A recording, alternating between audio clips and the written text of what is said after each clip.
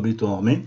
Donc je vais vous présenter dans cette vidéo, dans ce tutoriel, l'utilisation du logiciel, alors une utilisation basique du logiciel poutre béton armé. Bon, donc en fait, vous avez ici même sous vos yeux la présentation du logiciel tel qu'il apparaît lors de sa première utilisation, donc avec 3 écrans vides, et vous allez voir qu'au fur et à mesure, ces écrans vont se remplir, et ainsi qu'en partie haute, où vous voyez aucun fichier chargé, etc. Voilà.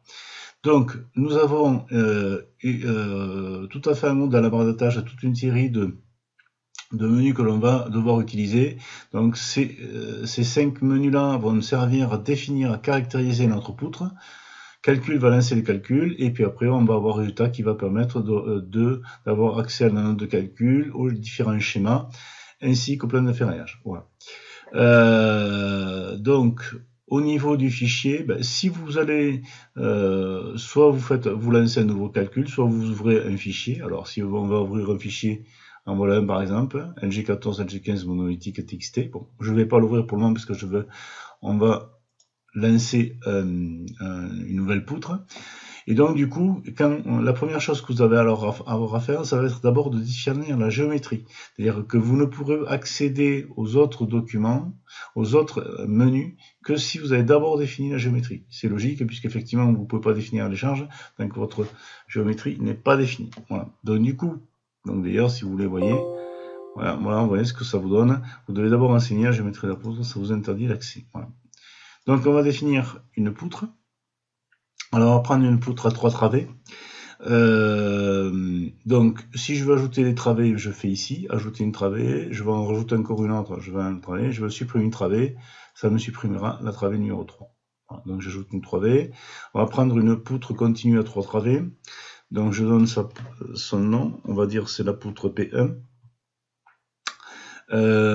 À partir de là, je définis si c'est une poutre carrée, donc poutre carrée BH, H, BH sont identiques. Si c'est une poutre rectangulaire, on voit qu'on définit B et H. Si c'est une poutre en T, on voit qu'on a B, H et B0, H0. Alors B0, c'est la largeur de la table de compression, et H0, la hauteur de la table de compression. Voilà. Bon, on va prendre une poutre rectangulaire. Donc, du coup, on va définir. Alors, respectez bien l'unité, c'est des centimètres. Donc, on va dire que la largeur de la poutre fait 20 cm, la hauteur 60 cm, et on va dire qu'elle fait 4,50 m entre appuis. Alors, là aussi, la longueur est définie en centimètres. Attention, c'est une distance entre appuis, c'est LN. Si vous avez un doute, vous avez ici une petite icône. Voilà, et on voit bien que LN, c'est ça. Voilà, donc vous avez ici systématiquement un fichier d'aide qui pourra vous, chaque fois que vous voyez cette icône-là, ça veut dire que vous avez un fichier d'aide qui est dévolu à cette partie-là. Voilà. Donc, une fois que vous avez défini ça, alors soit c'est une poutre isolée, soit c'est une poutre raccordée à un plancher, soit c'est une poutre solidaire d'un plancher. En fait, la différence entre les deux, c'est que ça, pour raccorder un plancher, on va définir le plancher, on va dire que le plancher fait 20 cm, qu'on a un plancher à gauche et à droite, vous verrez sur le dessin ce que ça donne, mais votre plancher, en fait, ne va pas jouer le rôle de table de compression. Voilà. Tandis que si vous cliquez ici, poutre solidaire d'un plancher, donc vous avez toujours les définitions de l'épaisseur du plancher, mais là, vous allez devoir définir la largeur participante et la demi-portée du plancher à gauche et à droite. Ça, c'est pour définir, pour faire le calcul de EBF. Voilà. Et s'il y a une surface verticale de reprise de bétonnage, donc en fait, ça veut dire que la surface ici, c'est-à-dire que si je coule tout le long, et qu'ici j'ai une surface de reprise de bétonnage. Voilà. Si je coule tout le long, comme ça, là, je n'aurai pas ce type de reprise, tout simplement. Voilà. Donc on va pas s'embêter, on va mettre une poutre raccordée à un plancher, 20 cm, avec un plancher à gauche et à droite. Voilà. Du coup, alors après le type de fabrication, est-ce que c'est une poutre coulée en place ou est-ce que j'ai une poutre fabriquée? Je vais prendre une poutre fabriquée, c'est-à-dire grosso modo, je vais avoir ma poutre mon fond de poutre mon talon de poutre qui va venir jusqu'ici, et je vais couler mon plancher par-dessus. Voilà. Donc du coup, comme mon plancher fait 20 cm, je vais avoir un fond de poutre tout simplement de 40 cm, H1, c'est cette longueur, cette hauteur-là de couler. Voilà. La longueur préfabriquée, en fait, je vais prendre 450 et je vais dire que je vais avoir un appui de 5 cm de chaque côté. Donc ça va me faire 460. Alors là, dans notre version actuelle, on peut l'avoir que symétrique. Ça veut dire que du coup, j'ai 450 cm entre appuis. Donc du coup, si je mets 460 cm, je vais avoir 5 cm d'appui de chaque côté. Voilà. Là, il faut définir la qualité de la surface de reprise. Lisse, très lisse, lisse, rugueux, avec une indentation. C'est les définitions de l'Eurocode. Et bien sûr, pour avoir les boucles de levage. Si vous avez un doute, vous cliquez ici et l'Eurocode vous dit, au niveau de l'article 6.2.5.2, lisse, surface réalisée à l'aide de coffrage glissant ou surface soudée ou surface non coffrée laissée sans traitement ultérieur après vibration, ce qui est en général notre cas. Voilà. Après, il faut quand même définir les appuis. Alors, soit il n'y a pas d'appui, soit il y a un appui béton, soit il y a un appui maçonnerie. Donc, je vais prendre un appui béton. Je vais dire que cet appui béton fait 30 mégapascal. Est composé d'un béton de 30 mégapascal de résistance et qu'il est monolithique, c'est-à-dire qu'en fait, grosso modo, il va être coulé avec la poutre. Voilà. Si je veux avoir un doute, là aussi c'est pareil. Je peux reprendre je peux voir ce qui est défini, voilà, ce qui est monolithique, etc. Voilà. Pareil, je dis que j'ai un même type de béton, 30 monolithique. Par contre, j'ai oublié une chose ici. Je vais définir un appui qui va faire 20 cm.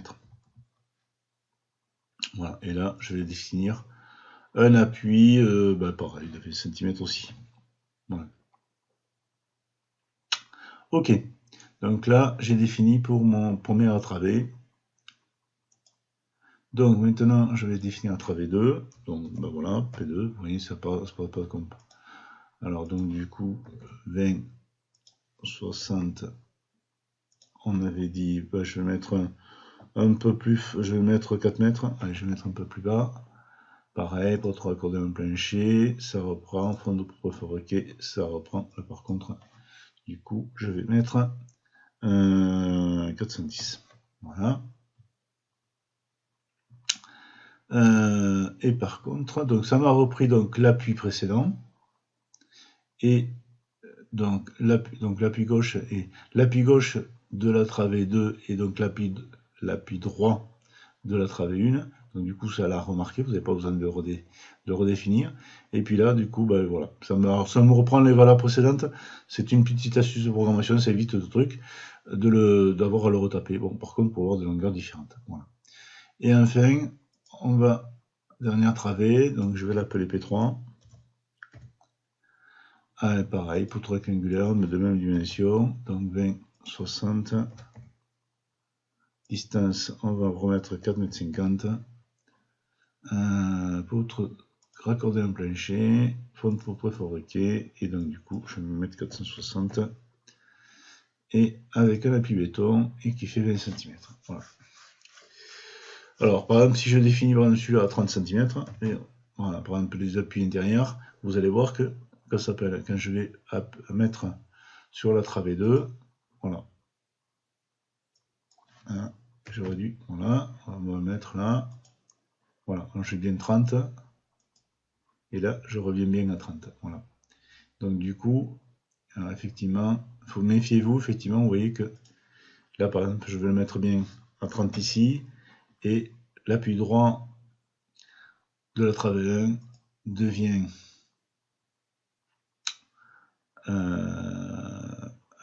hop, voilà, on va le remettre comme il faut. 30, 30, 30 et 20. Cette fois-ci, c'est bon. Voilà. Donc du coup, voilà. Donc du coup, regardez et on est bien un appui monolithique. Voilà. Donc là, une fois que vous avez fini, voilà, vous avez défini votre géométrie à l'entier. Voilà. Donc vous faites OK. Alors, avant de faire OK, par exemple, je vais pas mettre de données ici. Vous allez voir ce qui va se passer. Vous voyez, hauteur préfa, hauteur sourde, corriger les données. Donc du coup, OK, et les données pour travailler sont incorrectes. Donc du coup, il me dit bien qu'il y a bien ici une erreur. Voilà. Donc du coup, je vais faire maintenant cette fois-ci, ou même ici, vous voyez, ça c'était passé. Voilà. Donc cette fois-ci, c'est bon. Voilà.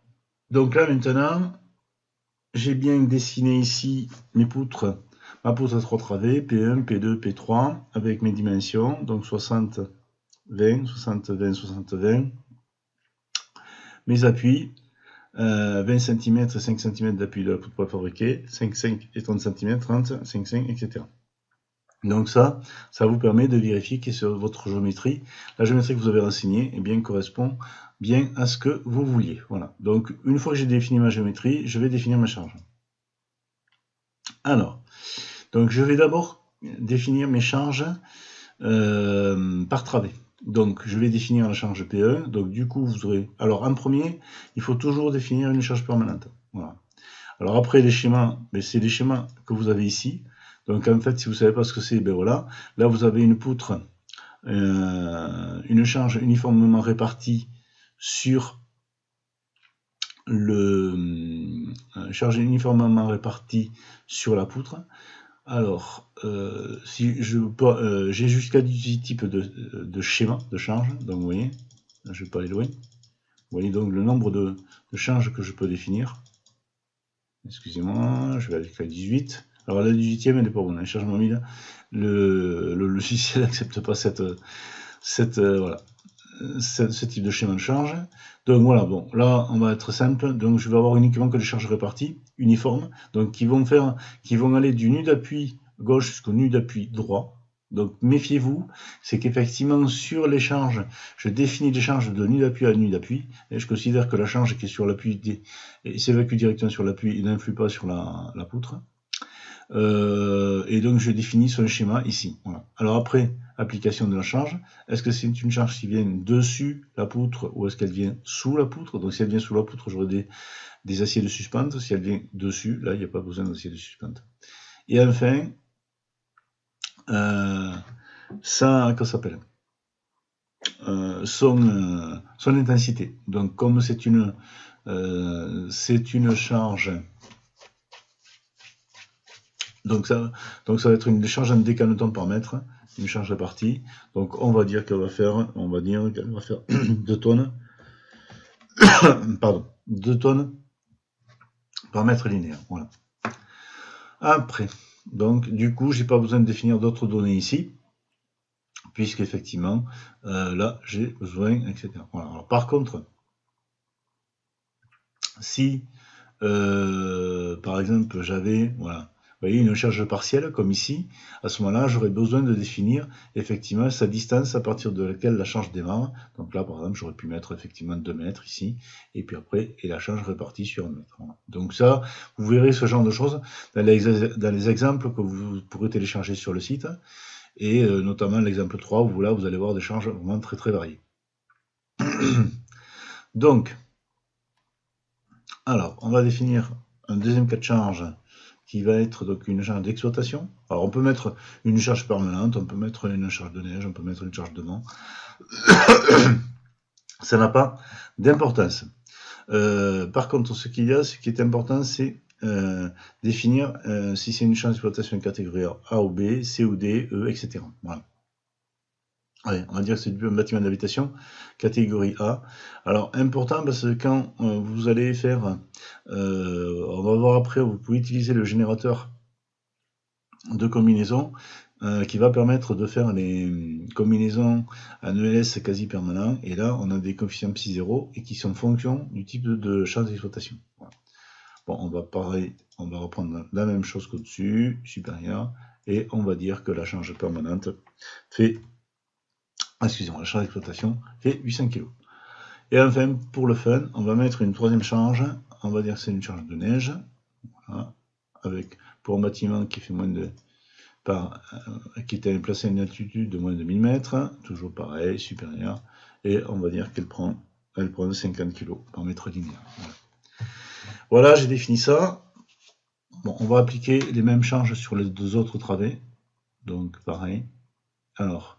ça, effectivement, c'est un petit bug qui sera corrigé dans les prochaines versions. C'est qu'en fait, vous voyez, voilà, colonne numéro 5, la valeur n'est pas numérique. Effectivement, je suis venu ici et il ne veut pas. Donc, il faut que j'affiche une valeur. Donc, quand vous avez une petite icône comme ça, vous laissez le curseur dessus, il vous indique colonne 5, donc 1, 2, 3, 4, 5, mais ça, et il dit valeur non numérique. Effectivement, si par exemple je mets S, voilà, il me dit que c'est toujours pas bon. Voilà, et je ne peux pas intervenir dessus. Ok. Ok, donc là je vais mettre une valeur, donc je vais mettre, j'avais mis 2000. Voilà, et là vous allez voir que ça marchait. Maintenant, voilà. Donc c'est toujours le cas de charge numéro 1, permanente, schéma 1, application supérieure. Alors après, par contre, ici, mettez les cas dans un ordre de numérotation. Faites pas 1, 3, 6, etc. Il faut que les cas soient dans l'ordre de numérotation. Donc exploitation A ou B. Alors après, par contre, vous pouvez avoir ici un K1 qui pourrait être un K2 qui pourrait être une charge permanente, ça c'est pas grave. Mais on peut avoir aussi à part le premier qui va être une permanente, après les autres peuvent être n'importe quel ordre. Vous verrez sur l'exemple 3 qu'on a des charges, 4 charges qui sont mélangées. Voilà. Mais le premier doit être une charge permanente. Supérieur, on avait dit que c'était 800 kg. De toute façon, si c'est pas ça, on y reviendra. Neige. 1. Supérieur. 50. Et c'est bon. Alors, si on veut voir ça, voilà, c'était bien 800. C'est bien ça, 2. Et on va voir le 3. Donc 2000, on avait dit. 1. Nature, donc permanente. Schéma 1. Application de charge supérieure. Ici 2. Exploitation, schéma 1, supérieur, 800. Et le cas de charge 3 qui est la neige. Donc je mets neige. Voilà, supérieur. Et j'avais dit 50. Voilà. Donc du coup, bon, si vous ne vous souvenez plus à quoi le schéma, donc à quoi le schéma 1 correspond, mais vous avez effectivement ici, vous avez toujours effectivement la possibilité de faire apparaître à quoi le schéma correspond. Voilà. Pareil, vous avez, alors si vous avez un doute sur le schéma, vous pouvez cliquer sur ça, et là par exemple j'ai la travée 1, et donc je vois, voilà, j'ai bien effectivement ma charge qui est bien permanente, et qui est bien uniformément répartie, et qui fait bien 2000 décanetons par mètre linéaire. Ma charge d'exploitation qui fait 800, ma charge de neige qui fait 50. Voilà, donc du coup, elle va bien de là à là. Voilà, voilà, j'ai bien P2, et j'ai bien P3.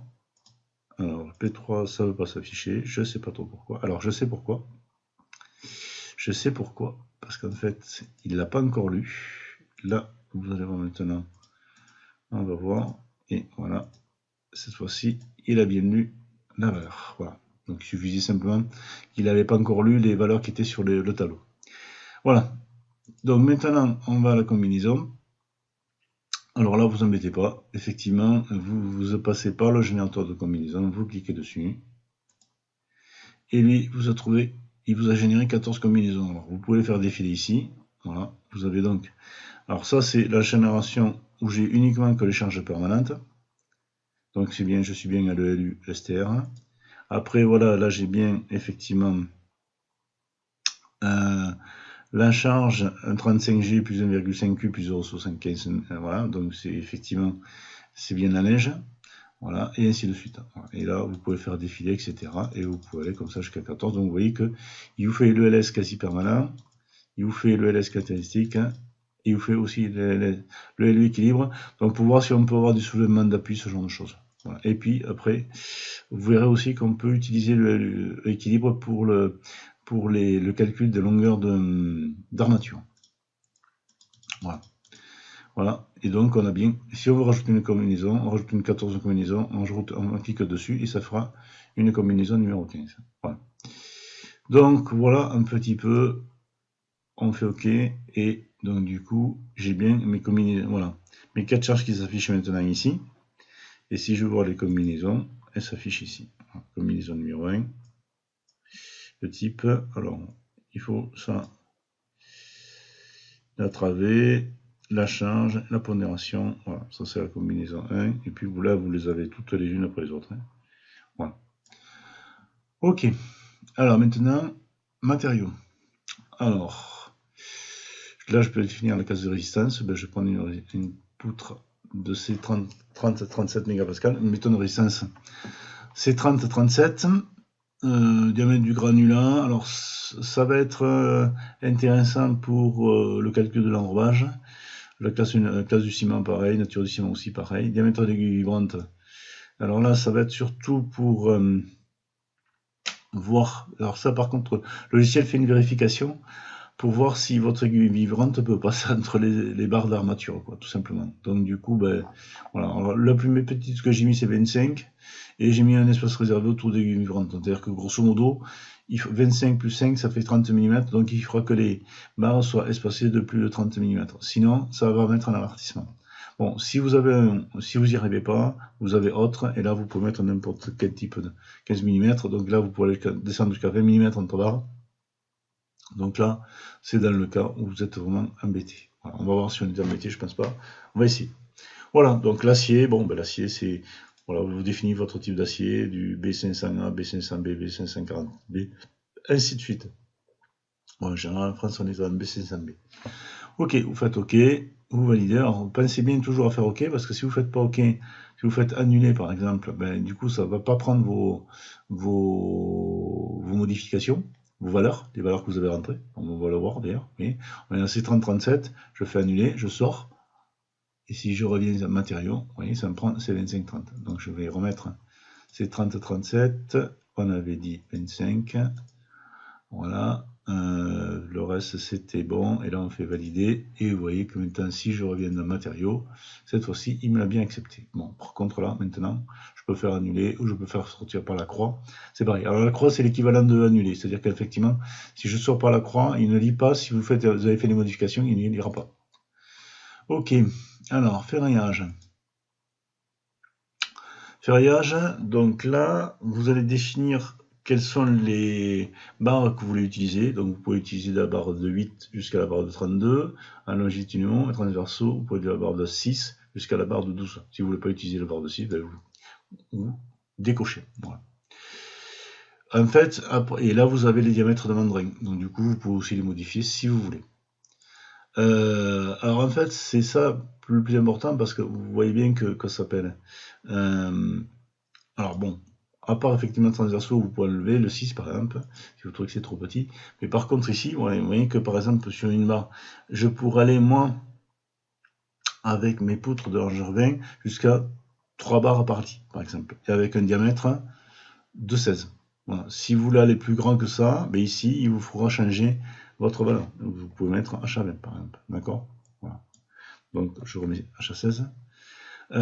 Et là, vous pouvez définir en fonction de la hauteur. Voilà, on a dit que voilà, je peux après, pour une hauteur de 0,60, je peux avoir jusqu'à 3 lits. Bon, là aussi, c'est pareil, c'est intégralement paramétrable, vous pouvez faire ce que vous voulez. Longitudinal critère de forme, donc vous définissez vos ancrages, 135, la disposition 1, alors je vais prendre la disposition 2, je veux avoir mes deux barres collées, et la troisième sera décollée, puisque je n'ai pas le droit de coller les 3 barres. Du coup, il me demande est-ce que je peux faire l'assimilation du paquet de 2 barres, une barre équivalente sur l'article 891 de l'Eurocode. Ben, je vais dire oui. Les dimensionnements de centrage, je vais dire suivant valeur affichée dans le premier onglet. Donc ça, les deux premiers onglets, ça va concerner donc les armatures longitudinales. Le onglet transversal, ça va être pour les armatures transversales. Donc la valeur minimum pour l'espacement entre deux cadres. C'est-à-dire que voilà, je veux avoir conservé un minimum de 8 cm entre deux cadres. Donc ça veut dire que du coup ça va me définir à ce moment-là automatiquement la valeur du diamètre du cadre, et est-ce que le premier cadre je le positionne à combien. Donc du coup par exemple le premier cadre, si je mets 8 cm, mon premier cadre va démarrer à 4 cm. Voilà. Et là, je peux le positionner soit au nu de l'appui, soit à C sur 2, ce qu'on faisait de la manière habituelle, soit à U contingent θ. Certains auteurs définissent comme paillé, définissent comme ça, ou alors directement en ST, puisque visiblement l'Eurocode ne l'interdit pas. Le modèle de cadre, alors mettez cadre fermé, parce que celui-là, il n'est pas encore validé dans cette version logicielle. Donc, cadre fermé, c'est ici, donc avec un truc à 135 degrés. Cadre ouvert, voilà, ça peut être ceci. Donc, ce sera cadre fermé. Les modèles d'acier intermédiaire d'effort tranchant. Donc ça peut être un épingle, étrier, ou alors sans épingle ni étrier. Je ne suis pas sûr que cette partie soit valable. Donc moi, je mets toujours les épingles. Et là, dimensionnement dans le centrage, sur une valeur affichée au premier onglet acier transversaux. Donc si c'est ça, je reviens ici, et acier transversaux, donc ça va être ici. C'est-à-dire que le diamètre du mandrin pour le diamètre du mandrin pour de la H8 en transversal, ça sera 4 cm. Voilà. Après, console suspente, vous n'êtes pas concerné, puisque du coup, alors, bon, on le voit, je vous le présente rapidement. Vous pouvez définir le type de, si vous avez une console, le type de retour de l'armature, retour droit, retour à 135 degrés ou sans retour. Et là, si vous avez des charges suspendues, ben vous lisez, vous verrez, il n'y a pas de truc. Table la poutre en T, on n'est pas concerné puisqu'on n'est pas solidaire. Et on peut faire aussi du ferrage imposé, c'est pas notre cas. Voilà. Donc vous cliquez sur OK, pareil pour valider les modifications que vous avez imposées. Enfin, modélisation. Alors, c'est le dernier élément. Donc du coup, donc vous avez avec plusieurs items. Alors, soit vous faites une analyse élastique linéaire sans redistribution, soit vous faites une analyse élastique avec redistribution limitée des moments, valeur de delta. Donc du coup, vous pouvez avoir une redistribution, par exemple avec un coefficient de 0,9. Donc vous mettez. Alors, voilà. Simplement, ce qu'il y a, c'est que le coefficient voilà, ne doit pas être inférieur à 0,7 pour les aciers d'utilité B et C et 0,8 pour les aciers d'utilité A. Voilà. Bon, moi je conseille de prendre 0,9 parce que, alors après, ce que je ne vous ai pas montré, c'est que là, on applique uniquement l'Eurocode avec l'annexe française. On n'applique pas les recommandations professionnelles. Donc du coup, le coefficient, ce coefficient delta, ne s'appliquera que uniquement aux équations, enfin à la combinaison ELU-STR, elle ne s'appliquera pas à l'ELS. Voilà. Alors, appliquer l'écrêtage des moments sur appui, ça n'a d'intérêt que si vous faites une analyse élastique sans redistribution, parce que là, grosso modo, bon, on applique l'écrêtage des moments sur appui, c'est la valeur du moment de dimension de la flexion sur appui, ne s'applique pas au moment RDM sur appui utilisé pour le calcul du moment entravé, effectivement. Si dans le formulaire vous avez coché appui monolithique, c'est le cas, la valeur résultante est comparée à la valeur au nu de l'appui. Bon, en fait, là, aux valeurs nues de l'appui, ce qu'a montré Tonier, c'est que ça n'a aucune valeur. Donc, on ne l'applique pas, mais que ça s'appelle, parce que ça ne va pas être en plus petit.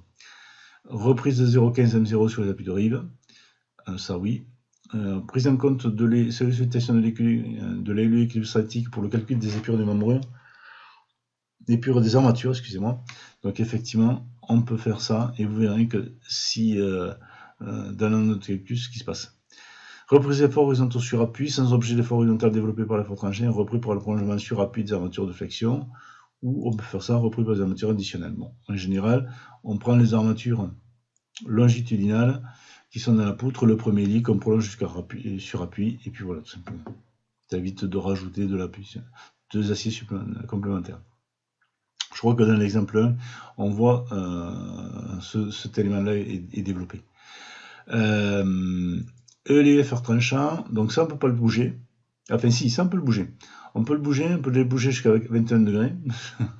Vous verrez l'exemple 1 où effectivement on fait ce genre de choses.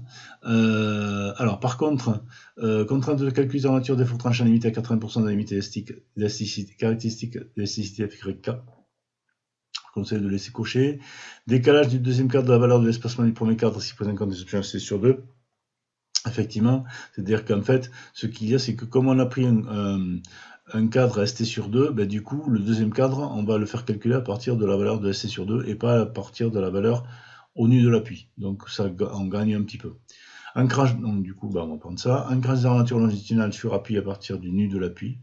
Voilà. Ou sinon, ancrage à partir d'une distance U tangente θ.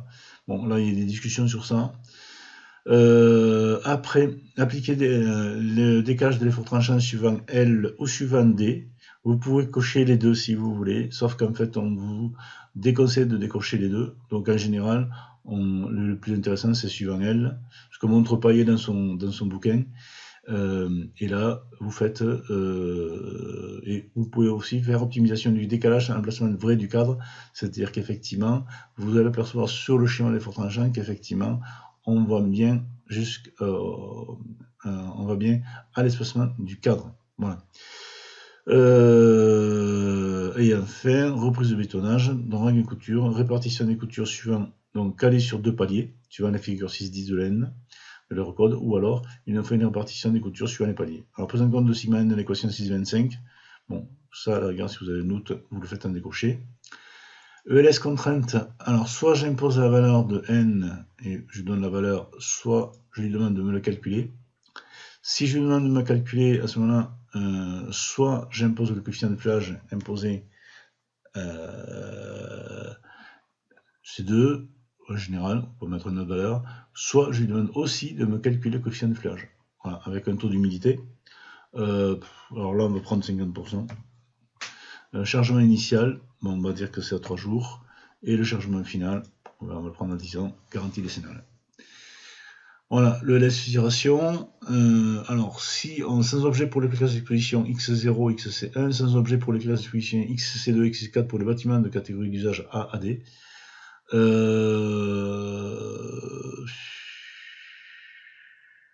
Bon, c'est à vous de voir si vous voulez le cocher ou pas. Si vous le cochez, vous évitez de faire le calcul de figuration. Bon, c'est à vous de, voilà, de voir. Moi, je vais prendre un XC3 et du coup, je vais quoi s'appelle je vais le calculer. Coefficient d'équivalence N acier béton pour le calcul des contraintes. Alors, soit je l'impose, pareil, soit j'utilise celui de la valeur que j'ai utilisé dans le LS contrainte. Voilà, ELS flèche. Vérification du rapport L sur D, ça c'est systématique. Et après, par contre, est-ce que ma poutre reprend, supporter l'éclosion fragile des éléments fragiles, de coup je vais faire une minoration. Si par contre elle ne supporte rien, du coup il n'y a pas besoin. Et après, si le rapport L sur D n'est pas bon, je peux être amené à devoir faire le calcul détaillé des flèches. À ce moment-là, si je veux le calcul détaillé des flèches, il faut que je coche. Voilà. Sinon, il va me dire que c'est pas bon, mais il ne m'affichera pas le calcul détaillé. Bon, l'avantage qu'il y a de ça, c'est que c'est un calcul relativement long, donc ça permet de gagner un petit peu de temps. Si vous avez un doute, bon, vous le cochez pas dans un premier temps, vous lancez le calcul, et si vous apercevez que ça passe pas, du coup, vous le cochez, et puis ça relance le calcul. Voilà. Membrure, vous n'êtes pas concerné, parce qu'on n'est pas concerné, puisqu'en fait, on n'a pas de... la plancher ne sert pas de table de compression. Alors, effectivement, ça j'ai oublié de vous en parler, je reviendrai tout à l'heure. Le plancher, d'ailleurs, le voilà. Il a été dessiné, voilà ici. Vous voyez. Et effectivement, le plancher qui est ici, qui est de chaque côté, alors il faudrait que je le mette d'une autre couleur, ce serait quand même plus joli. On voit bien la partie préfabriquée ici. Du coup, en fait, il va venir, mais il ne servira pas de table de compression. Voilà. Donc c'est pour ça qu'en fait, je le dessine, mais il ne sert pas de table de compression. Voilà. Durabilité. Donc là, bon, ça en général, sur un projet 50 ans, c'est toujours le cas. Alors, dans cette version logicielle, de toute façon, ce que vous allez choisir, ça va s'appliquer à toutes les travées. Sur la version 3, version suivante, peut-être que je pourrais faire une distinguo, mais pour le moment, c'est dans le... là, ce que vous allez choisir pour la travée 1 va s'appliquer pour les deux autres travées. Le document CRIP, si vous avez un doute, j'ai trouvé que le document était intéressant. Ça donne surtout, voilà, il s'affiche. Donc c'est un document qui est intégré au logiciel. En fait, c'est le terrible. Je vais pomper, voilà. Et donc l'avantage, c'est que du coup, voilà, bon, ouais. Par exemple, tout bâtiment superstructure, face exposée, local couvert sans phénomène de condensation, c'est un XCM. Voilà. Donc c'est surtout ça intéressant parce que parfois on a des doutes sur savoir comment le classer. Voilà. Donc du coup, ça c'est intéressant. Si vous avez un doute, vous l'avez directement intégré. Voilà. Donc applicable à tout étravé. Sécurité incendie. Alors là, c'est pareil aussi, c'est applicable à tout étravé. Est-ce que j'ai une tenue à feu exigée ou pas? Si, alors, on va dire que c'est un bâtiment d'habitation, qu'on est stable au feu 30 minutes, ou coupe-feu 30 minutes, non, stable au feu 30 minutes. Et est-ce que c'est de tous côtés, ou est-ce que c'est côté 1, 2, 3, 4? Si c'est de côté, je vous renvoie au chapitre 5, 6, 4 de l'eurocode correspondant. Sinon, si c'est 1, 2, 3, 4. Bon, en fait, le calcul est fait sur une valeur tabulée. Enfin, résistance sismique, il n'y en a pas. De toute façon, pour le moment, c'est bon. Voilà. Donc, du coup, une fois que vous avez rentré toutes vos coordonnées, vous faites OK. Sinon, vous allez les perdre. Donc, vous faites OK. Aucune place d'exposition n'a été cochée. Ah. Et oui, exact. Vous voyez, effectivement, j'ai oublié. Alors, effectivement, 3 fois. Parce qu'effectivement, il faut. Voilà. Alors, j'ai dit que c'était une XC3. Voilà. Donc vous avez tout, hein. Vous avez les XC. Alors vous pouvez avoir, vous pouvez en prendre deux. Vous pouvez prendre pardon, le XS1 et le XC3.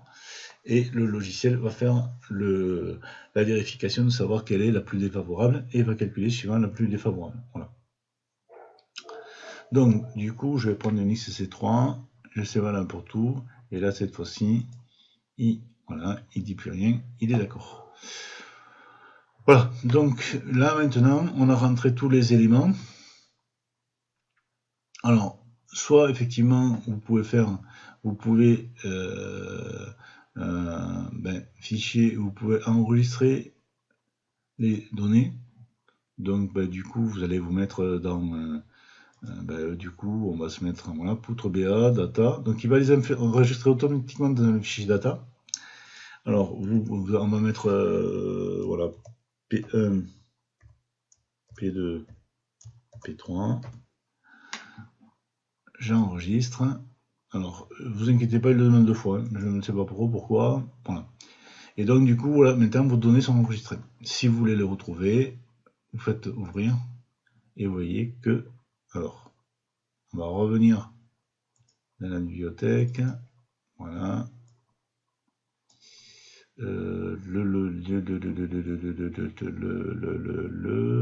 Alors.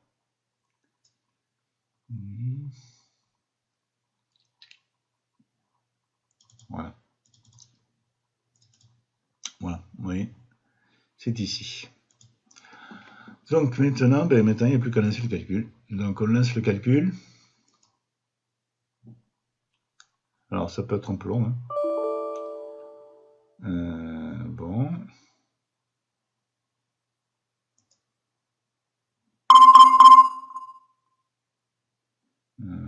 Autoriser l'appli. Ok. Ok. Voilà. Bon. Et du coup, on va voir maintenant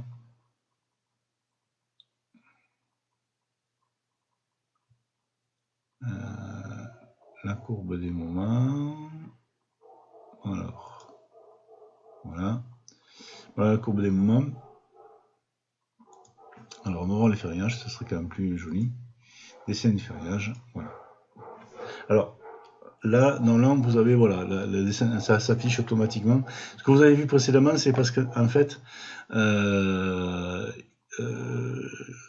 comme j'ai un l'antivirus m'a bloqué. Mais vous voyez que voilà. Donc du coup, voilà ma poutre. Donc voilà, je peux, que ça s'appelle. Si je veux voir ce que ça va donner à l'impression. Hop.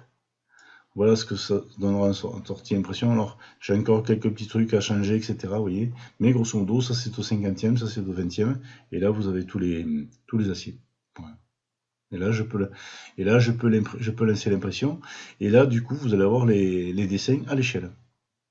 Voilà. Voilà. Donc, du coup, Donc voilà, vous avez donc, on va voir la poutre suivante, AP2. Voilà, donc la coupe, la longueur, les différents aciers. Donc on a bien les... Et après, et enfin, la troisième travée. Voilà. Donc avec donc pour la partie préfabriquée, on voit bien qu'on a bien rajouté un acier ici, parce qu'effectivement, il va bien falloir quand même tenir un petit peu le ferrage en partie haute. Voilà. Et au niveau de résultat, donc j'ai la courbe des moments, je vous l'ai montré, la courbe des efforts tranches. Alors le dessin ferrage, on l'a vu. Le maîtrise, si je veux le voir, voilà. Donc je sais grosso modo que en armature, je vais avoir 97 kg d'armature pour le total. Donc elles sont pas très ferraillées. Et la note de calcul, alors... Ah. Non, alors effectivement, elle n'est pas affichable parce qu'effectivement, tout à l'heure, j'ai pas pu le sauvegarder. Voilà, alors on va essayer de voir si cette fois-ci, il veut bien le reprendre. On va lui refaire relancer le calcul. Voilà, cette fois-ci, ça a bien pris. Et la note de calcul, vous allez la voir. Voilà. Donc voilà la note de calcul. Alors, vous pourrez l'avoir sous une autre forme. Donc voilà. Et détermination des aciers de construction, résistance au feu, vous voyez, maîtrise, etc. Avertissement. Puis relieu Q, travée, mouvement de travée, supérieur. Ah, là, on a implémenté, tiens, on avait un moment qui était un peu supérieur. Donc ça, il faudra le regarder. Il faudra le regarder.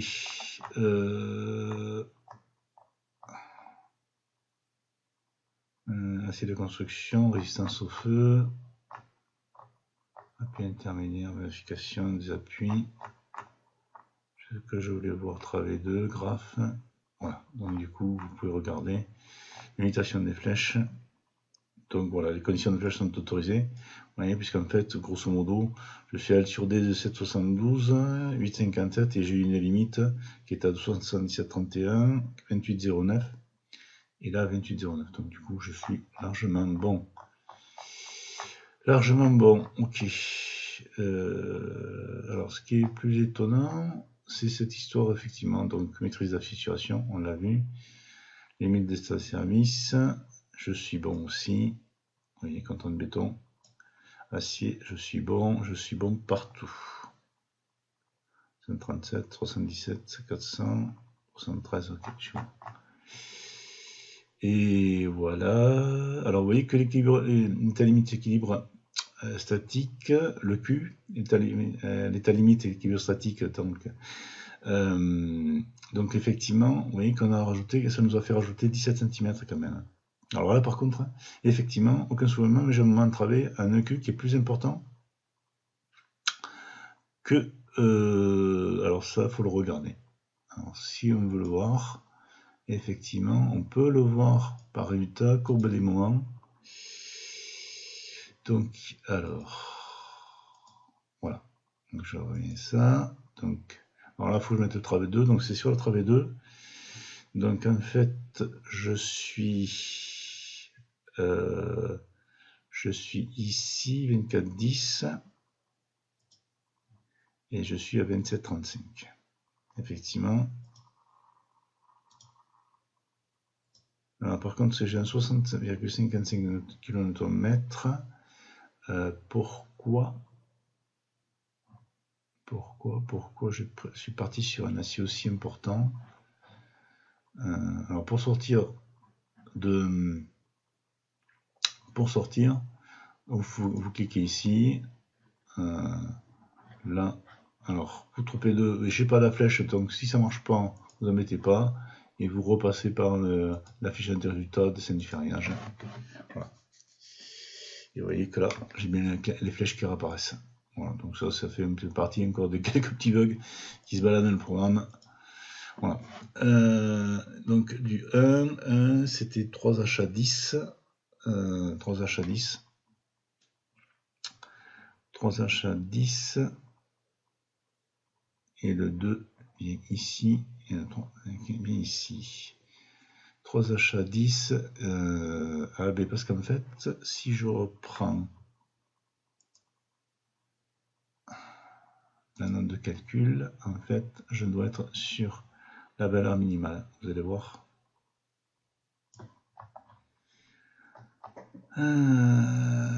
Aventure normale pour un travé 2, travé 2, travé 2, travé 2, travé 2, je suis à 24,1. Il me faut une section totale de 2,36. Ouais, et en fait, je vais être sur la scie minimum. C'est pour ça. Voilà. Donc voilà, j'avais une valeur de mu de 24,1. C'est vrai que j'ai un moment vraiment très faible. Voilà. Voilà. Donc je vous laisse. Donc en fait, on aurait pu passer avec une poutre nettement plus petite. Voilà. Voilà. Donc voilà un petit peu comment se présente le logiciel. Vous avez pu un petit peu l'apprécier, et puis maintenant je vous laisse utiliser et éventuellement me faire part de vos éventuelles remarques. Merci, je vous remercie pour avoir suivi cette présentation et à bientôt. Merci, au revoir.